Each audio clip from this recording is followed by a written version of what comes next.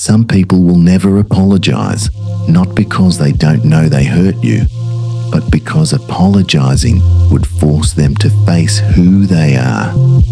And that's something many people spend their entire lives avoiding. If you're honest, you're not waiting for words. You're waiting for validation. An apology feels like a confirmation that what you experienced was real, that the pain wasn't imagined, that you weren't too sensitive or overreacting. It feels like permission to finally let go. But here's the truth most people don't want to face. Waiting for an apology is your mind trying to finish an unfinished emotional sentence.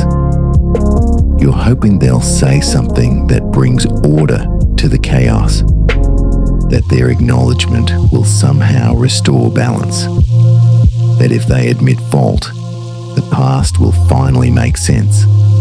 But for some people, an apology is not a bridge, it's a threat. Some people never apologize because accountability destabilizes their identity. Admitting harm would force them to confront the gap between who they believe they are and who they've actually been. So instead of humility, they choose defensiveness. Instead of repair, they choose silence. Instead of truth, they choose control. For them, being right matters more than being honest. Protecting their self-image matters more than repairing the damage. And this is where waiting becomes costly.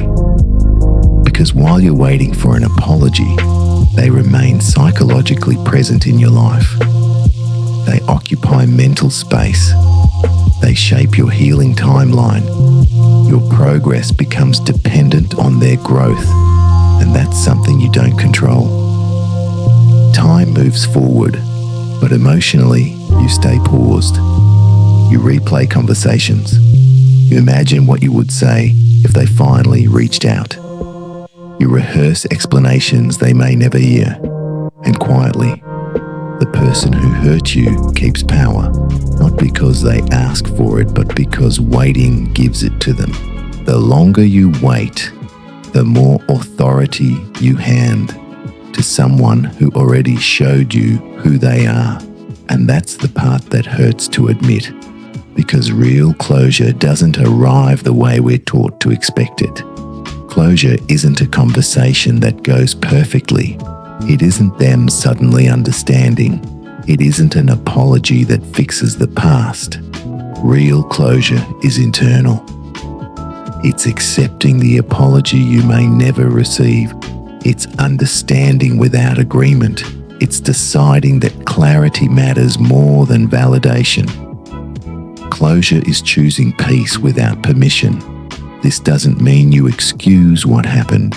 It doesn't mean you deny the harm. It doesn't mean you pretend it didn't matter. It means you stop needing them to participate in your healing. Letting go isn't denial, it's independence. It's the moment you stop explaining your past to people who already decided how they want to see it. It's when you stop defending your healing, when you stop apologizing for distance, when you stop reopening wounds just to make others comfortable. And there's a quiet shift that happens here.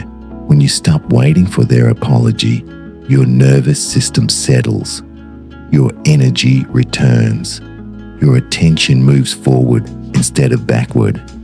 You begin living your future instead of negotiating with your past. And here's the truth most people only learn after a long time. Some people never apologize, not because you didn't deserve it, but because they were never capable of giving it. And that's not a sentence you're meant to wait inside. The moment you stop waiting for their apology, your life starts moving again. Not loudly, not dramatically, quietly, steadily, forward.